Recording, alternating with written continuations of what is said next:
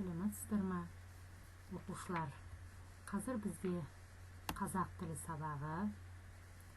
Егер бәріміз сабаққа дайын сұрақтары қандай және қай деген сұрақтарға жауап береді. Ал сын есімнің түрлерін атап көріңдерші. Сын есім дара және күрделі сын есім болады. Сонымен қатар сендер өткен сабақта өтіп кеткен мәндес және қарсы мәнді сын есімдер. Тағы да бір түсініктеме беріп кетейін, себебі өткен сабақтың тесттерін алған уақытымда осы сұрақтардан қате кеткен болатын. Олар мәндес деген сөз мағынасы бір-біріне жуық, яғни синоним сын есімдер деген сөз. Ал қарсы мәнді деген екі сын есімнің мағынасы бір-біріне қарама-қарсы.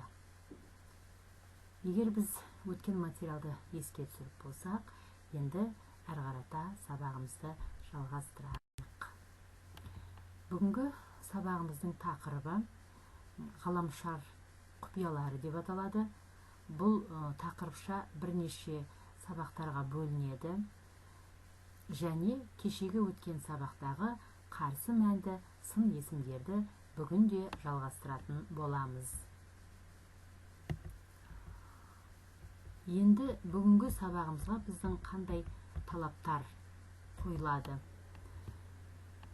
Оқыған мәтіннің тақырыбы мазмұнына сәйкестігін анықтайсың.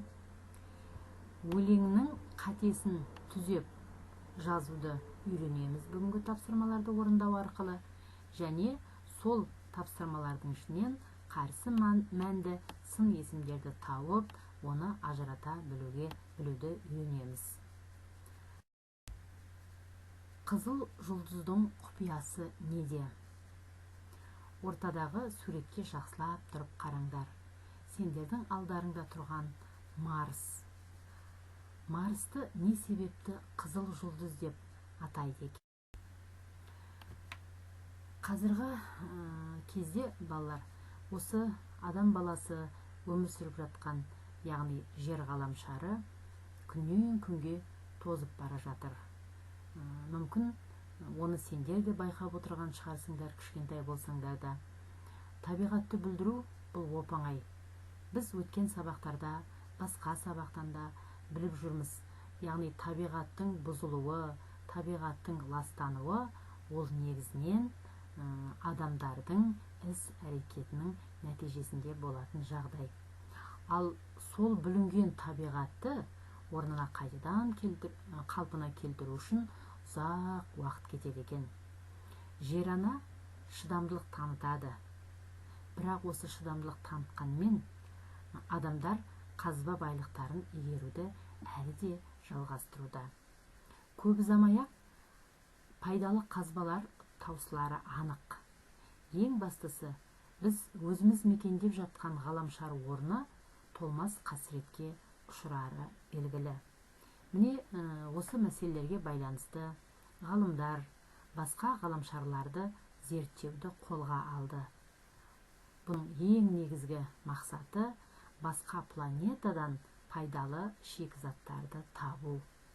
Қазіргі таңда ғалымдар Марсқа өте ерекше назар аударып жатыр, себебі бұл планета жерге көбірек ұқсас болып келеді. Марсты ежелгі аталарымыз қызыл жұлдыз деп те атаған. Расында да, егер біз бұл планетаны телескоппен қарайтын болсақ, ол шын мәнінде қызыл шар болып көрінеді. Марс күннен алыстығы жөнінен 4-ші ғаламшар саналады. Оның орташа диаметрі 6800 шақырым, яғни жердің диаметрінің жартысынан сәл ғана үлкен. Осьтік айналу периоды, яғни жұлдыздық күн тәулігі 24 сағат 37 минут 22,7 секундқа тең. Сондықтан Марстағы жыл мезгілдерінің ауысуы және климаттық белдеулерге, сендер білесіңдер климаттық белдеудің қандай екен, ол полюстік белдеу, қоңыржай белдеу, тропиктік белдеу міне осындай климаттық белдеуге бөлінуі жерге өте ұқсас болып келеді. Бірақ Марстағы әрбір жыл мезгілі жердегіден гөрі 1,9 есе ұзақ болады екен.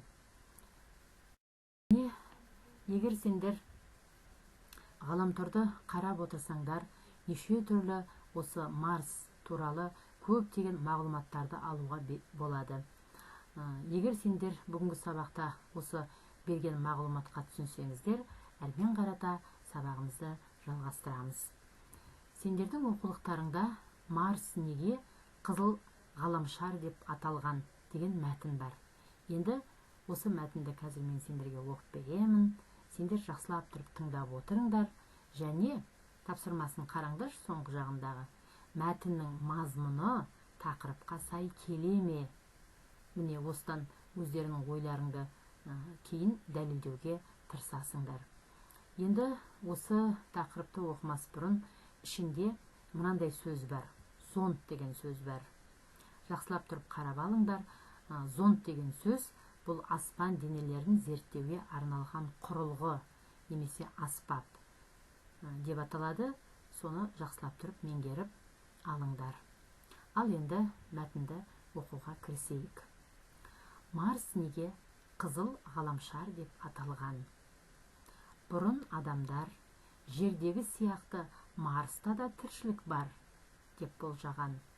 Алайда ғарыш зондтары одан ешқандай тіршілік іздерін таппады. Марс қызыл ғаламшар деп те аталады.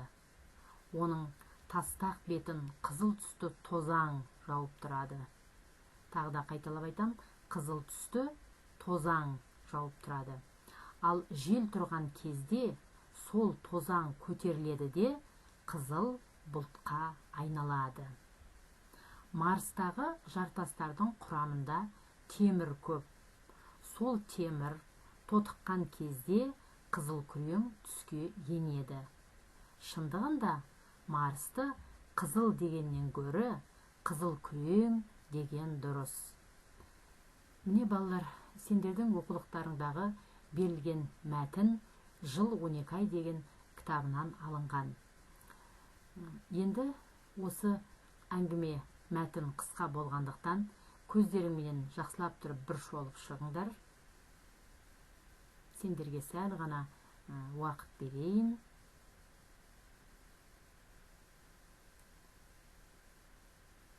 Тыңдағаннан кейін өздерің тағы да бір оққандарың дұрыс болады. Және осы оқып болсаңдар, мәтіннің мазмұны тақырыпқа сай келе ме, келмей ме, осыған өз ойларынан дәлел келтіріп отырыңдар. Енді төменде мынандай тапсырмалар берілген. 45-ші тапсырма. Оқы дейді. Оқы, төменнен түсіп қалған сөздерді тауып, орнына қойып жаз. Алдарыңда дәптерлерің дайын тұратын болса, сендер барлығын көшірмей-ақ қойыңдар. Үстеріне, сол сөздердің үстіне қайсы бірінші жолдікі, қайсы екінші, қайсы төртінші жолдың сөздері. Жақсылап тұрып үштеріңнен бір рет оқып шығыңдар тағы да.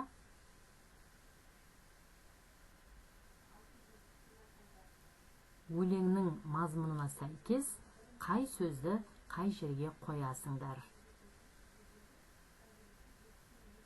Егер сендер осы тапсырманы орындап болсаңдар, енді менің орындаған тапсырмаммен салыстырып көрейік. Және оқиық. Ғарышкерлер мекені, қазақ жері Байқоңыр, қай жер саған жетеді? Ғажап жерім Байқоңыр. Не Есентай Ерботин ағаларының жазған өлеңі Байқоңыр деп аталады. Тағы да бәріміз бір рет оқып шығайық қанекей.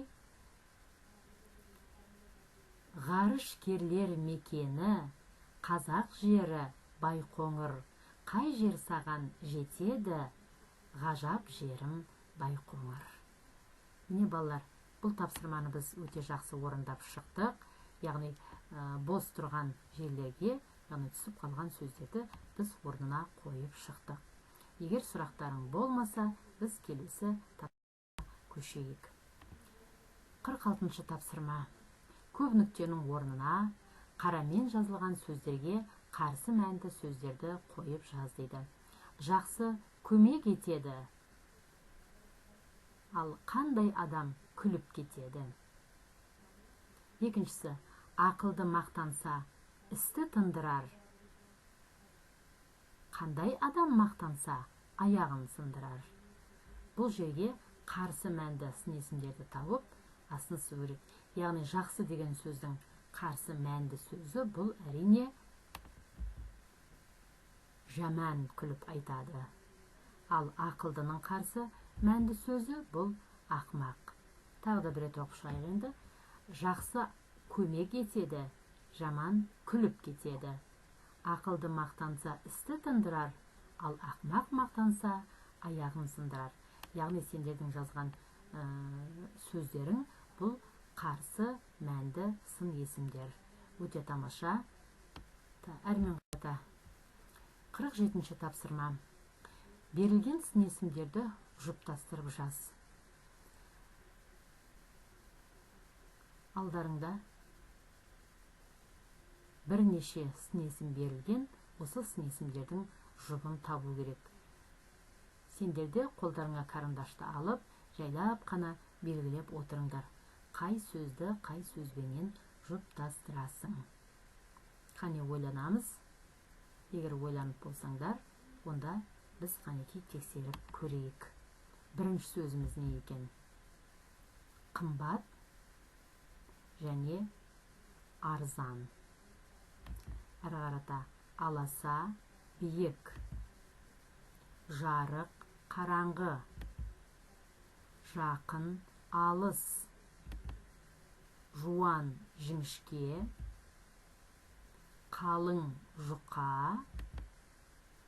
және қою, сұйық.